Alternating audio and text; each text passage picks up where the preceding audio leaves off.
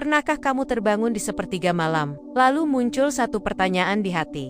Kenapa setelah beberapa malam tahajud, tubuh terasa berbeda? Bukan sekadar lelah, bukan pula sekadar segar. Ada rasa yang sulit dijelaskan, tapi nyata. Assalamualaikum sahabat ilmu langit. Terima kasih sudah hadir dan meluangkan waktu di ruang sunyi ini. Di antara jutaan video, jutaan suara, dan jutaan pilihan, langkahmu berhenti di sini bukan tanpa alasan. Banyak yang tidak sadar. Pertemuan ini bukan kebetulan, ada panggilan halus yang tidak terdengar telinga, tapi ditangkap oleh hati. Karena tema ini hanya terasa bagi mereka yang sedang berjalan, atau setidaknya sedang dipanggil untuk mendekat. Tahajud bukan sekadar salat tambahan.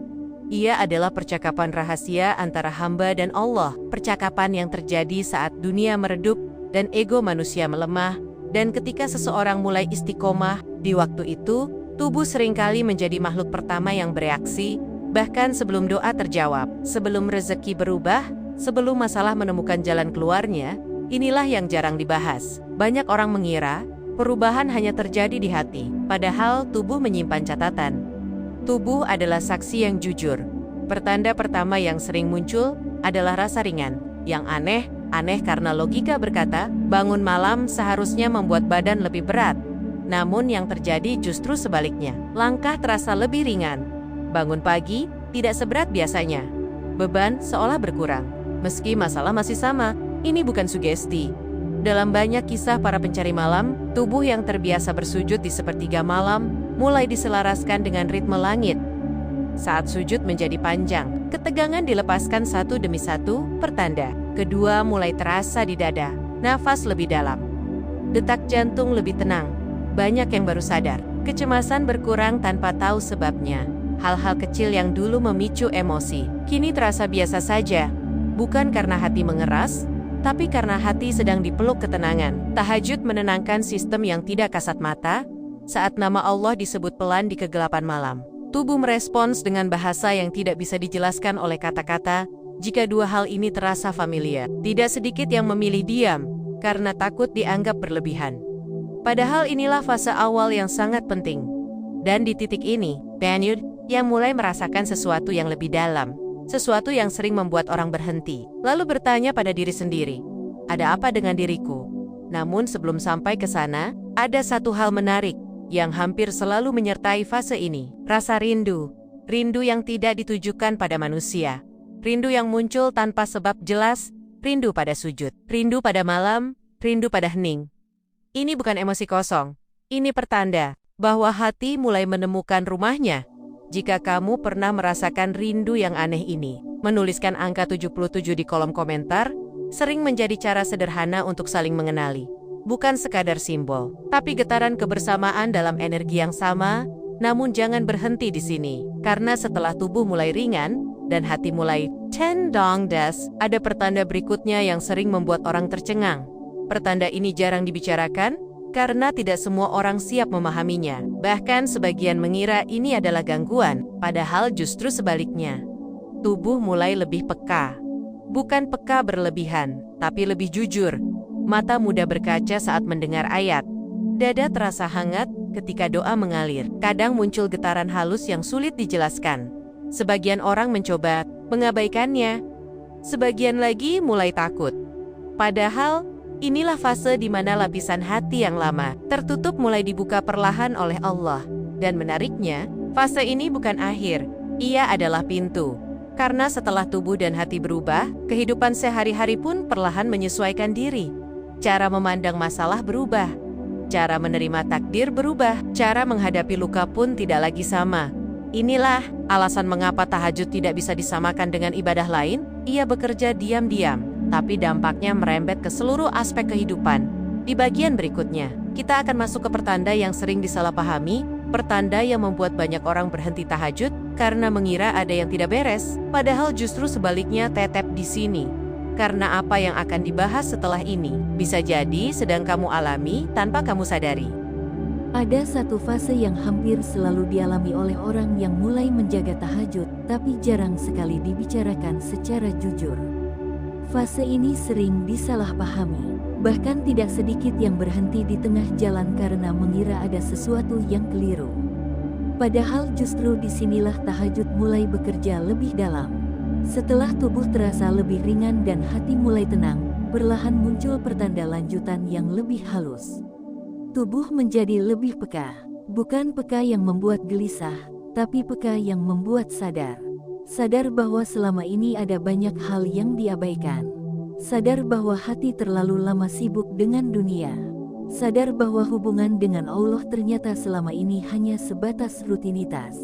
Di fase ini, banyak orang merasakan dadanya sering terasa hangat saat berdoa. Bukan panas yang menyakitkan, tapi hangat yang menenangkan. Seolah ada sesuatu yang sedang mengalir di dalam diri. Sebagian mengira ini hanya perasaan. Padahal para ulama menyebut, saat hati mulai hidup, tubuh akan ikut merespons. Karena tubuh dan hati bukan dua hal yang terpisah. Pertanda berikutnya adalah mata yang lebih mudah berkaca. Bukan karena lemah, bukan karena cengeng, tapi karena dinding keras yang lama dibangun oleh kesibukan dan luka, mulai runtuh. Menariknya, tangisan ini sering datang tanpa sebab duniawi. Bukan karena masalah bertambah, justru sering datang di saat hidup terasa biasa saja. Air mata mengalir saat sujud, mengalir saat menyebut nama Allah dengan lirih. Ini bukan kesedihan, ini pelepasan. Tahajud membuka ruang bagi hati untuk bernapas. Dan saat ruang itu terbuka, beban yang lama dipendam akhirnya menemukan jalan keluar. Di fase ini pula, banyak yang mulai merasakan perubahan pada pola tidur. Tidur menjadi lebih singkat, tapi terasa lebih dalam. Bangun pagi tidak lagi dengan kepala berat, meski jam tidur berkurang. Tubuh seperti menemukan ritme baru, ritme yang tidak ditentukan oleh jam, tapi oleh kedekatan dengan Allah. Pertanda selanjutnya seringkali membuat orang heran. Rasa malas perlahan menjauh. Bukan berarti hidup menjadi selalu semangat. Bukan berarti tidak pernah lelah. Tapi ada dorongan halus untuk bergerak. Pekerjaan yang dulu sering ditunda, kini terasa ingin segera diselesaikan. Tanggung jawab yang dulu dihindari, kini dihadapi dengan lebih lapang. Bukan karena tekanan, tapi karena kesadaran. Tahajud membentuk kekuatan dari dalam. Bukan kekuatan yang berisik, tapi kekuatan yang tenang.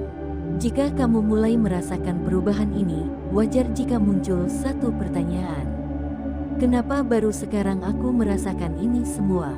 Jawabannya sederhana. Karena sebelumnya hati belum benar-benar hadir. Tahajud bukan soal berapa rakaat, bukan soal seberapa lama berdiri, tapi seberapa jujur hati saat menghadap Allah di waktu paling sunyi.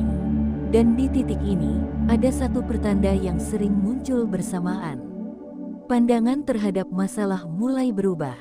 Masalah tidak selalu berkurang, ujian tidak serta-merta menghilang. Namun cara menyikapinya tidak lagi sama. Hal-hal yang dulu terasa berat, kini terasa bisa dihadapi. Bukan karena masalah mengecil, tapi karena hati membesar.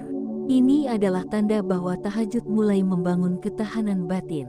Ketahanan yang tidak terlihat, tapi sangat terasa saat hidup diuji.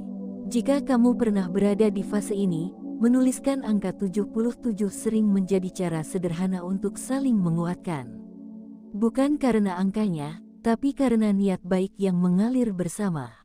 Namun perjalanan belum selesai. Masih ada pertanda lain yang lebih sunyi, tapi dampaknya justru paling terasa dalam kehidupan sehari-hari. Pertanda yang tidak selalu disadari oleh diri sendiri, tapi sering dilihat oleh orang lain. Sikap menjadi lebih tenang, respon terhadap konflik menjadi lebih lembut, ego tidak lagi mudah tersulut.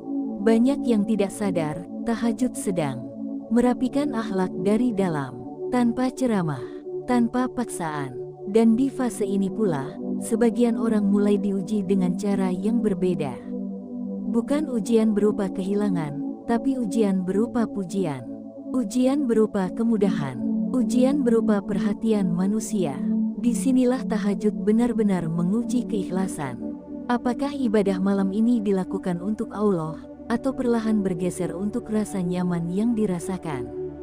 Karena itu, tidak sedikit yang di fase ini merasa hatinya seperti ditarik.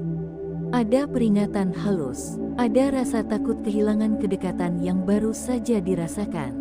Rasa takut ini bukan buruk, justru ini tanda bahwa hati sudah mulai peduli. Tahajud tidak menjanjikan hidup tanpa masalah, tapi ia menjanjikan hati yang lebih siap menghadapi apapun. Dan semua pertanda ini hanyalah awal. Karena setelah tubuh dan hati berubah, akan ada satu fase lanjutan yang dampaknya langsung terasa dalam hubungan sosial, rezeki, dan cara hidup. Fase di mana orang lain mulai merasakan perubahan dalam dirimu, meski kamu sendiri merasa biasa saja. Itulah yang akan kita bahas di bagian terakhir. Bagian yang sering membuat orang akhirnya memahami mengapa tahajud disebut sebagai ibadah para pencari kedekatan. Tetap bersama Ilmu Langit, karena apa yang akan dibahas selanjutnya seringkali menjadi jawaban atas perubahan hidup yang selama ini tidak bisa dijelaskan dengan logika semata. Ada satu fase yang sering membuat seseorang akhirnya terdiam. Bukan karena kaget, tapi karena mulai memahami. Memahami bahwa tahajud yang selama ini dijaga diam-diam, ternyata tidak berhenti bekerja di tubuh dan hati saja. Ia merembet ke kehidupan. Di fase ini, banyak orang tidak merasa dirinya berubah secara drastis. Tidak merasa menjadi lebih hebat, tidak merasa menjadi lebih istimewa. Namun orang-orang di sekitarnya mulai merasakan sesuatu yang berbeda. Pertanda pertama di fase ini adalah keteduhan. Bukan soal wajah yang tampan atau cantik, tapi aura yang menenangkan. Cara berbicara lebih terjaga, cara merespons lebih tenang. Orang merasa nyaman berada di dekatmu, meski mereka tidak tahu alasannya. Inilah akhlak yang dirapikan oleh malam. Tahajud mengajarkan kesabaran tanpa teori, mengajarkan rendah hati tanpa nasihat. Semua dibentuk dalam diam. Pertanda berikutnya, tubuh dan jiwa menjadi lebih cepat pulih. Bukan berarti tidak pernah lelah, tapi kelelahan tidak lagi berlarut-larut. Kamu bisa jatuh, tapi tidak lama terpuruk. Kamu bisa capek, tapi tahu kemana harus kembali. Tahajud memberi tempat pulang. Di fase ini pula, intuisi menjadi lebih tajam. Bukan firasat berlebihan, tapi kepekaan yang matang. Kamu lebih hati-hati mengambil keputusan. Lebih peka membaca situasi. Ini bukan kemampuan khusus. Ini hasil dari hati yang sering diajak diam dan mendengar. Ketika seseorang terbiasa mendengar bisikan doa di malam hari, ia akan lebih mudah mengenali suara hatinya di siang hari. Lalu datang pertanda yang paling sunyi, tapi paling kuat. Kesiapan menghadapi ujian. Masalah mungkin tetap datang. Ujian mungkin masih bertubi-tubi. Namun ada perbedaan besar. Kamu tidak lagi merasa sendirian. Ada keyakinan yang sulit dijelaskan, tapi terasa nyata. Keyakinan bahwa setiap beban ada takarannya. Setiap luka ada maksudnya. Tahajud membangun hubungan yang membuat hati tidak mudah runtuh saat hidup mengguncang. Di titik ini, banyak orang mulai menyadari satu hal penting. Tahajud tidak selalu mengubah takdir, tapi ia mengubah cara menerima takdir. Dan perubahan cara menerima inilah yang mengubah segalanya. Orang yang tahajudnya terjaga, seringkali tidak banyak bicara tentang amalnya. Tidak sibuk menjelaskan perjuangannya. Tidak merasa perlu diakui, karena ia tahu, pengakuan paling penting sudah ia dapatkan di waktu paling sunyi. Jika kamu sampai di fase ini, dan merasa, hidupmu pelan-pelan terasa lebih tertata meski belum sempurna, menuliskan angka 77 sering menjadi bentuk syukur yang sederhana. Bukan pada angka, tapi pada perjalanan. Dan jika kamu merasa masih jauh, masih sering jatuh bangun, itu pun bukan tanda kegagalan. Justru tanda bahwa kamu sedang berjalan. Tahajud bukan milik mereka yang sempurna. Ia milik mereka yang mau kembali, lagi dan lagi.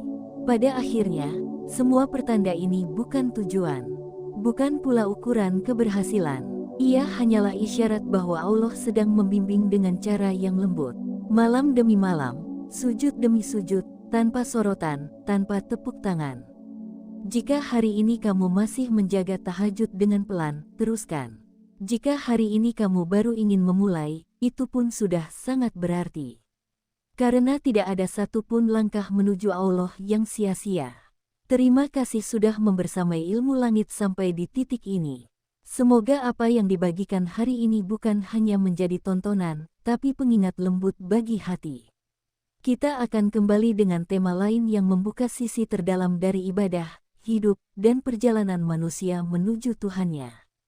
Assalamualaikum.